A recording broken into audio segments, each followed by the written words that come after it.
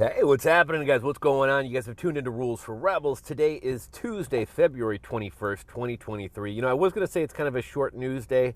We don't have a lot of stuff to cover, but I say that all the time. We wind up running 30 minutes. So we'll see what we got to talk about today. Number of stories, number of articles. I think one of the funniest ones, or kind of the headline article of today, yesterday it came out that Adidas is allegedly begging Kanye West to come back. I think we had talked about in a video about a week ago, Adidas was sitting on something like $1.2 billion in Yeezy inventory. I imagine that includes the shoes, and I think there's like a Yeezy clothing line as well. And it was actually going to drag down Adidas profits. What's so funny about this is that pretty much the entire world had turned on Kanye a couple months back. Adidas cut ties with him, said Kanye is anti-Semitic, he's talking crazy, we can't have him. And then just a couple months later, they're sitting on a lot of inventory. Black people are no longer buying Adidas shoes because Kanye is not part of the company. And then now all of a sudden, they're begging Kanye to come back. They're reportedly offering him even more than the original deal, which I believe was over $2 billion. I think this just kind of goes to show that all this kind of wokeness and sensitivity and empathy coming from corporations is, it's not that they feel a certain way. It's not that they have any moral compass, that they do what they think is going to be popular. Until it's not profitable, and now it's not profitable, and Adidas is begging Kanye to come back. We got a CNBC article, the Mexican beer cough's legacy of weirdness. They talk about how layoffs are spreading, not only through the tech sector, but beyond the tech sector. But we're getting all these part-time hospitality jobs. That kind of continues a trend that we've talked about. We have a few more layoffs to announce. 13 years ago yesterday, Bitcoin sold for the lowest price ever recorded, 0.003 cents. 160 Bitcoins were sold for 48 cents. Think about that. What would that be worth today? So much stuff to discover today, discuss today. Before we hop into today's video, a shout out to the sponsor of today's video, QuickFixSynthetic.com. QuickFix Synthetic Urine can help you pass a drug test. You got a drug test you got to pass, QuickFixSynthetic.com can help you out. They have their flagship QuickFix Synthetic Urine Kit. Comes with a bottle of synthetic urine. You just pop it in the microwave to heat it up. It's got a heating pad, it's got a temperature strip, and everything you need to help you pass a drug test. They've also got mouthwashes if you have to pass a saliva test, shampoos if you have to pass a hair follicle test. They also got those drinks, urine spiking kits, and a whole lot more. They offer fast shipping and 100% customer satisfaction guarantee. So check out their link in the description box below. My notes were a little bit incomplete. We normally kind of touch, actually, I was going to say we normally touch on the market, but yesterday was President's Day, so markets were closed, so nothing to really discuss there. Let's take a quick look at the crypto market, see what we got going on over there. I think yesterday markets were down slightly, but we still are up on the week. In 24-hour, Bitcoin down 0.78%, Ethereum down 1.89%, BNB down 1.42%, Cardano down 2.1%, Polygon down a little over 5%. So, crypto's down about 1.5% among most of the top cryptos. Let's get into our notes from yesterday. So we got an insider article that was titled, "Tech Companies Are Laying Off Workers After Years of Spoiling Them." For years we had tech workers being told, bring your true self to work. Tech workers got to push wokeness to the point that it even annoyed some companies. You guys remember Brian Armstrong, the CEO of Coinbase, had actually come out and said, look, we don't want you bringing your politics to work. If that's going to be a problem, we'll offer you a severance, go work somewhere else. But, here we're united, we're focused on one mission, and, everybody doesn't need to bring their personal politics into work. After years of being spoiled, after years of a lot of these tech workers not working much, getting high paycheck, bullying companies, now a lot of them are getting laid off. Let's see, how did this play into this? So I think we've had a lot of tech layoffs. We're expecting more tech layoffs to come, and then we just recently learned that Amazon is requiring workers to return to the office. Facebook and Meta recently gave 7,000 tech workers poor performance reviews, and a lot of people suspect they may be laying the ground for another round of layoffs. CNBC had an article, The Mexican Beer Cough's Legacy of Weirdness. Layoffs spread, but some employers can't hire fast enough. And the article kind of talks about how layoffs started in tech and social media, expanded to mortgages. Now the layoffs of white-collar jobs, of career jobs, seems to be continuing and spreading outside of those industries.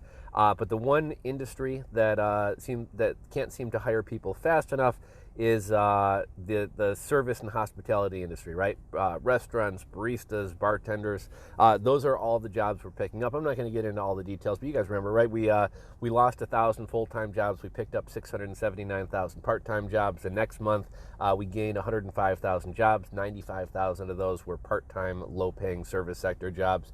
We're losing the jobs we want and picking up the jobs that we don't want. Let's talk about layoffs. So this year, thus far, we got 384 tech firms who have laid off employees. The total number of tech employees laid off in 2023, so keep in mind, this isn't a full year. This is just, we're about a month and a half into the year. 108,754 tech employees laid off. Some of the recent layoffs include MyGate, laid off 200 employees, 30% of the company. Kindle laid off 28% of the staff. HP laid off 100, and Tessent laid off 300. We kind of talked about this, but 13 years ago yesterday was the lowest Bitcoin selling price ever recorded, 0.003 cents. Somebody had sold 160 Bitcoins for 48 cents. Can you imagine that? Think about what that would be worth today. Article from the economiccollapse.com: as the economy implodes, credit card debt is increasing. The average person is being beaten down economically. Average household debt has hit $16.9 trillion. Credit card balances are now swelling at almost $1 trillion a month. Credit card balances are growing at 15% year over year, and 18 million households are behind on credit card payments, or were behind on credit card payments at the end of 2022.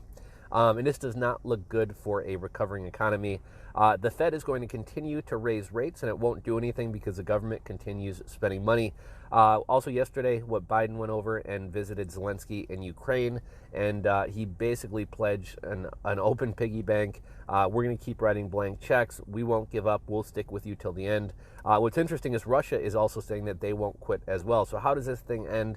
How does this thing come to a resolution? I've heard that China is going to try to negotiate a peace deal. I'm not sure if it already happened or not, but I know Putin was supposed to give a speech as well. But I mean, short of nukes or NATO or U.S. intervention, I don't see how this Russia-Ukraine conflict is going to end. Excuse me, let me get some of my coffee here. So another interesting article yesterday: dollar store mania takes over rural America. There's the article talked about a small Kentucky town that has $6 stores. This is a town of like a couple thousand people, and they have $6 stores. Why do they have so many dollar stores? Why are dollar stores popping up everywhere? Because that's where poor people are forced to shop.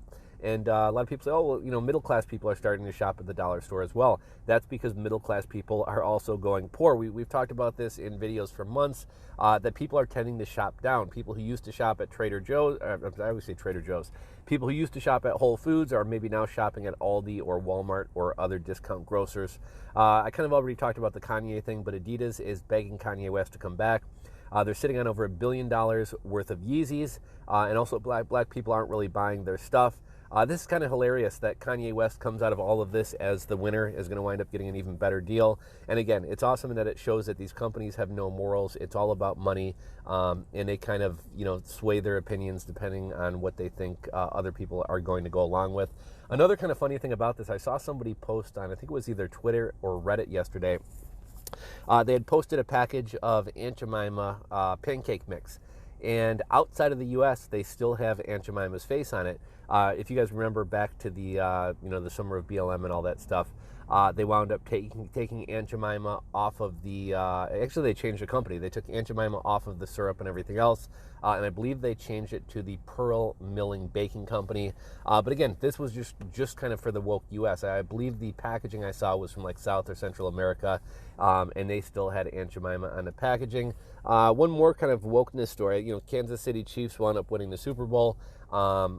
Within the past year or two, the Washington Redskins had to change their name to the Washington Football Team, and I believe it's since been changed to the Washington Commanders.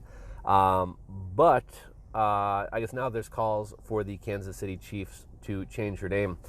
Zero Hedge had an article yesterday. Peter Schiff says the Fed brought a knife to an inflation gunfight. He says the Fed can't win the fight against inflation without crashing the economy, and there is going to be no soft landing. The Fed isn't willing to do that, so they brought a knife to a gunfight. He says we're going to see much higher prices in the coming months and even the coming years ahead. And he went on to say, remember, even if the Feds beat inflation, prices aren't coming down.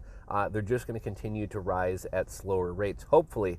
We're not cutting government spending. We're still spending at a deficit. If the Fed was making headway, consumers would be borrowing less and credit card spending would be going down. And that is the exact opposite of what we're actually seeing. Stopping inflation requires what was done in the 70s, bringing rates higher than inflation, 15%, 20%, but it's almost certain that that won't be done. I saw another article yesterday. The Chicago return to office tops 50% for the first time since the Mexican beer cough. Here's what I don't get about these stats. I think we said in New York the other day that the return to office rate had topped 50%. So we hear that only about 30% of people are working remotely. So if only 30% of people are working remotely, how are we only getting a return to office rate? Or how are cities getting this quote-unquote 50% return to office rate? It doesn't really make sense. I don't get it. One concern that people in Chicago have is here in Chicago we have the Metra, which runs from the suburbs into the city. We got two different train stations, Ogilvy and Union Station. And then we also have the CTA. Now, people use the CTA to go to Cubs games, to go to Sox games, to go to the north side, to travel around the city, to do their shopping. But really, the only people who use Metra are people who commute to work. So without anybody commuting to work, does it make sense to even keep Metra? How is Metra going to fund itself? But if Metra goes away, that sucks for the people who rely on Metra to get into the city. It's a pain in the butt driving into the city. Parking is expensive. So this whole thing is kind of creating a little bit of a problem for our Metra system here. Apparently, TikTok has rolled out a creativity beta program. It's an invite-only program designed to help creators monetize their content and unlock more opportunities. If you are invited, once invited, creators can create and publish high-quality original content longer than 1 minute to start earning. And while the TikTok Creator Fund and a TikTok Creativity Program aim to support creators, they're entirely different programs. So TikTok essentially has a new monetization program. A recent study found that nearly half of Americans say they've done a full day of work. I thought this was interesting. So half of Americans report that they've done a full day of work on their smartphones. A couple other interesting stats. 70% of Americans believe computers and websites are becoming obsolete and apps are replacing them. 69% of people report using their smartphones daily, whereas only 44% of people report using their computers daily. 42% of people have used a mobile device to file taxes, and 59% of people would choose a smartphone if forced to choose between a smartphone and a computer. And I just thought this was interesting, being in marketing, and I know a lot of you guys either have Shopify stores or in marketing yourselves. Years ago when you would design a website, you would design a website for PC users because more people would shop online and more people would be on your website on a PC as opposed to mobile. That has completely shifted in the past couple of years, especially the past 5 years, 10 years. On some of the sites I manage, on some of the sites I work on, upwards of 90-something% of website visitors are actually on mobile. So you're really wanting to kind of design websites and kind of cater your marketing messages and things like that to people on mobile devices. Let's see. So we've now got quite a few real estate markets that have pretty much entered bear territory, that have entered bear markets. We're going to define bear markets as real estate markets that have declined 20+% from their peak price in the last calendar year. And here is the properties that are officially in bear markets. So we got Scottsdale, Arizona, down 25% from the peak. Atlanta, Georgia, down 24% from peak. Washington, D.C. down 23%. Seattle, Washington down 23%. This one kind of surprised me. St. Louis, Missouri down 23% from peak. Typically in the Midwest, you don't see this huge housing appreciation that you see on the coast, that you've seen in the Southwest, that you've seen out west and in states like Idaho and Utah and Arizona. So I was kind of surprised to see St. Louis, Missouri down 23%. I know my man Jay Capola is down around St. Louis. I don't know if he can speak to why that is, but I was really surprised to see that St. Louis is down 23%. Austin, Texas, down 21%. And we have a couple other cities that are kind of on the edge of entering bear territory that likely in the coming weeks are going to wind up being down 20% plus from their peaks. Los Angeles, California, currently at 18%. Phoenix, Arizona, down 16%, and Anchorage, Alaska, down 11%.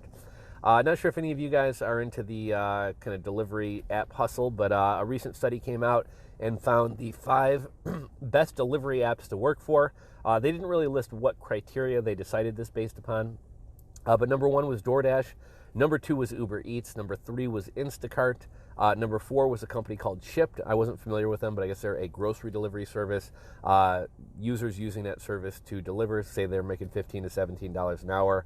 And I guess what's unique about that app is you can work on more than one order at a time, so you can be a little bit more efficient. And then number 5, Amazon Flex. Another recent study found that Monday is the most productive work day of the week. So if you got a lot of work you got to do and you're trying to plan your week, maybe plan on doing that for Monday. Twitter is now allowing ads for cannabis. You must be a licensed company and you must be approved by Twitter, but Twitter is allowing advertising for cannabis. I think we talked about TikTok's new monetization program. And okay. Yeah, like I said, guys, kind of a short news day today. We're going to wrap this one up. We're not going to ramble on too much longer. If you guys enjoyed today's video, give it a thumbs up. If you're not subscribed to the channel, click that subscribe button down below and ring the bell. As always, guys, thanks for watching, and I will catch you on the next video. Later. Peace.